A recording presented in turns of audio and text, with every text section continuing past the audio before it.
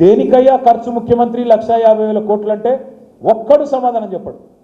నేను ఇదే భవన్లో ఇక్కడనే ప్రెస్ మీట్ పెట్టి 1.5 అవర్ ప్రజెంటేషన్ ఇచ్చి బీఆర్ఎస్ గవర్నమెంట్ ఏం చేసింది, నువ్వేం చేస్తున్నావు, ఎందుకు 1,50,000 కోట్లతోని హైదరాబాద్ నాగం చేసే ప్రయత్నం చేస్తున్నావు అని అడిగితే ముఖ్యమంత్రి గారు ఉప ముఖ్యమంత్రి గారు నా మీద ఒంటికాలతో లేచినారు.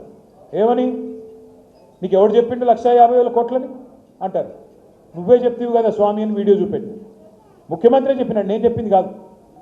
ఏప్రిల్లోనేమో రేవంత్ రెడ్డి 50,000 కోట్లతో మూసి శుద్ధి అన్నాడు.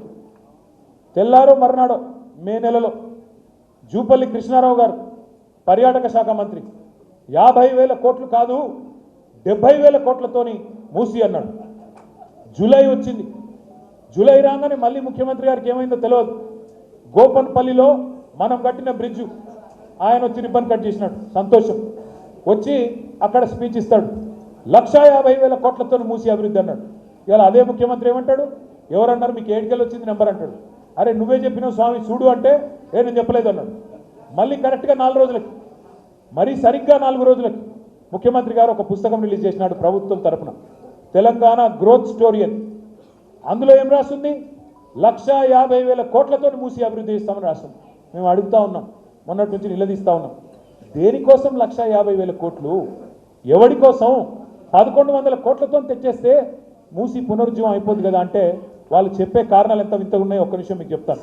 వాళ్ళు ఏమంటారు, మూసి పక్కల 2 పక్కల బఫర్ జోన్ ఉన్నది, బఫర్ జోన్లో ఉన్న వాళ్ళను ఎలగొడతాం, ఖాళీ చేస్తాం. నేను ఇవాళ ఇక్కడికి వచ్చిన మా ఆడబిడ్డలను అన్నదమ్ముల్ని ఒక్కటే మాట ఆలోచించమని కోరుతున్నా. మీరే రిజిస్ట్రేషన్లు చేస్తురి బఫర్ జోన్లో, మీరే పర్మిషన్లు ఇస్తురి, మీరే ట్యాక్స్ కట్టించుకుంటురి, మీరే ఇన్ని రోజులు ప్రాపర్టీ ట్యాక్స్ వసూలు చేస్తురి, మీరే రోడ్లు వేస్తురి, మీరే గవర్నమెంట్గా మోరీలు కడుతురి.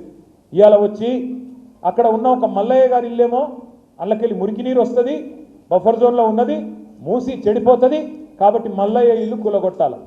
మరి నేను అడుగుతా ఉన్నా ముఖ్యమంత్రి, మల్లయ్య ఇల్లు కూలగొడతావు, మరి రేపు బఫర్ జోన్లో నువ్వే ఒక పెద్ద రియల్ ఎస్టేట్ కంపెనీ వాడికి ఇచ్చి వాడు మాల్ కడతాడు, మల్లయ్య ఇల్లు కూలగొట్టి మాల్ కడతాడు.